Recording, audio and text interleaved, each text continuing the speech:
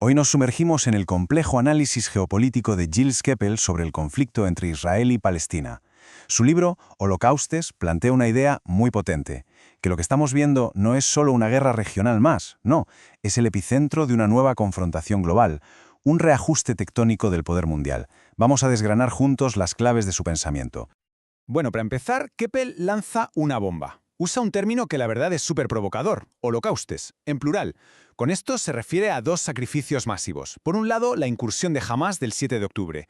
Y por otro, la terrible hecatombe que siguió en Gaza por la respuesta militar de Israel. Y ojo, es importantísimo entender esto. Al usar esta palabra, Keppel no está diciendo que sean lo mismo, para nada. Los define como los dos catalizadores, los dos detonantes de un conflicto mucho, mucho más grande. Y aquí está la madre del cordero, la tesis central de Keppel. Nos dice, olvídense de lo que sabíamos. La Guerra Fría, la OTAN contra el Pacto de Varsovia, eso, según él, es ya pieza de museo. La verdadera fractura del mundo, la que importa ahora, es esta. La que separa a un norte global, liderado por Occidente, de un sur global, que cada vez tiene más fuerza, con los BRICS Plus como su gran estandarte. Y según su análisis, el conflicto israelí-palestino se ha convertido de facto en el campo de batalla donde se libra esta nueva guerra mundial.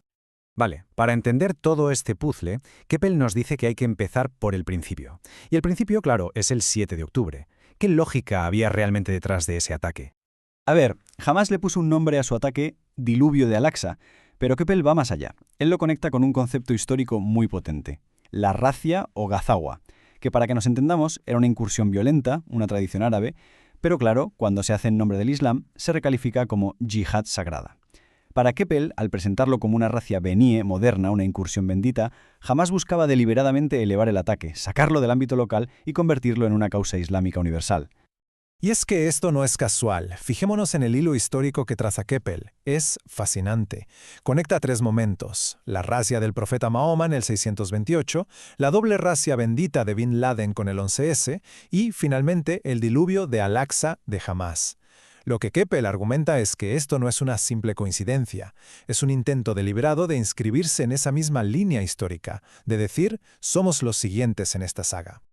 Y para que se vea hasta qué punto la conexión es explícita, mirad este eslogan ritual, Khaybar, Khaybar o judíos, el ejército de Mahoma está volviendo. Según Keppel, grupos como Hezbollah lo usan para vincular directamente sus operaciones actuales contra Israel con aquella incursión del siglo VII. No es una indirecta, es una invocación directísima a ese pasado. Y por si fuera poco, agarraos a esto. Keppel encuentra una simetría histórica que sinceramente es para quedarse de piedra. Resulta que la primera declaración de Bin Laden tras el 11S fue un 7 de octubre de 2001, y en ella ató directamente los atentados a la causa palestina. Pues bien, 22 años después, al día, literalmente al día, Hamás lanza su ataque y devuelve el foco de la yihad global a Israel. Claro, una estrategia así, por muy bien pensada que esté, necesita una ventana de oportunidad. Y aquí, Keppel gira el foco. Nos dice, miremos dentro de Israel, porque fue su propia política interna la que básicamente les abrió la puerta, generó una vulnerabilidad casi perfecta. Lo que Keppel describe es un gobierno de Netanyahu que era, en sus palabras, rehén de los fanáticos. Es decir, dependía completamente de partidos de ultraderecha supremacistas judíos para poder gobernar. Y claro, estos socios no estaban ahí de adorno, tenían su propia agenda, una que, como veremos, llevó directamente a un fallo de seguridad crítico. Si miramos los números, es increíble. De los 64 escaños de la coalición de gobierno, la extrema derecha solo tenía 14. Podría parecer poco, ¿verdad? Pues no. Esos 14 escaños eran la llave. Les dieron un poder brutal, desproporcionado, para dictar la política del país. Y esto nos lleva a lo que Keppel llama la cadena de la vulnerabilidad. Es una secuencia de causa-efecto casi de manual. Paso 1. Los socios de ultraderecha exigen más protección para los colonos en Cisjordania. Paso 2. Se mueven tropas desde la frontera de Gaza a Cisjordania. Y claro, paso 3, la frontera de Gaza se queda, pues eso, en cuadro. Paso 4, Hamás aprovecha el hueco. La conexión entre una decisión política interna y un desastre de seguridad es directa. Y todo esto no era improvisado. Formaba parte de una estrategia a largo plazo de Netanyahu, el famoso Concept Geatzen. La idea era, en resumen, mantenemos a Hamás fuerte para que la autoridad palestina sea débil y dejamos que Qatar les dé dinero para que estén tranquilos y comprar así la paz. Bueno, pues la realidad, como analiza Keppel, fue un tortazo monumental. Un error de cálculo fatal, que ignoró por completo las verdaderas intenciones de Hamás y su alianza con Irán. Vale, ya tenemos las dos piezas del puzzle, la estrategia de Hamás y la vulnerabilidad de Israel. Con eso sobre la mesa, el escenario estaba preparado. Ahora vamos a ver cómo se lía todo y pasamos de un conflicto, digamos local, a la batalla global que Keppel nos planteaba al principio. Y para entender esa batalla global hay que mirar estos números. Son el telón de fondo de todo. Fijémonos. Los BRICS más, con casi la mitad de la población mundial y más PIB global que el G7. Esto no es el futuro, es el presente. El equilibrio de poder ha cambiado. Y eso, claro, lo cambia todo.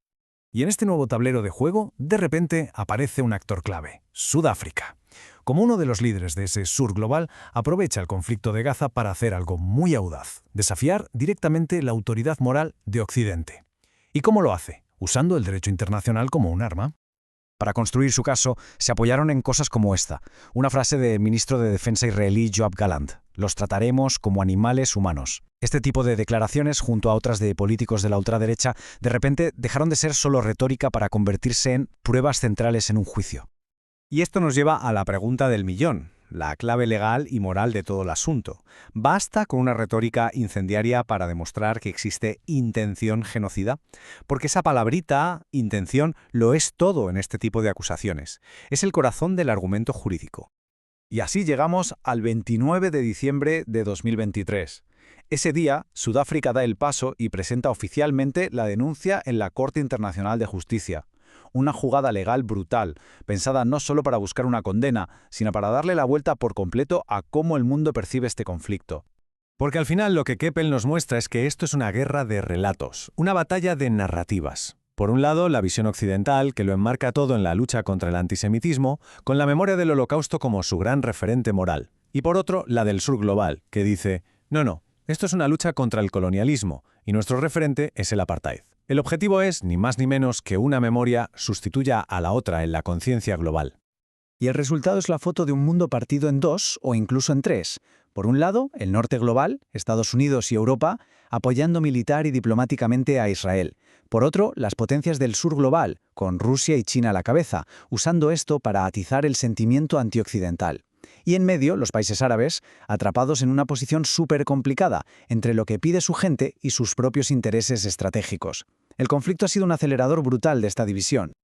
Y con todo esto, Keppel nos deja con una pregunta final que resuena con muchísima fuerza.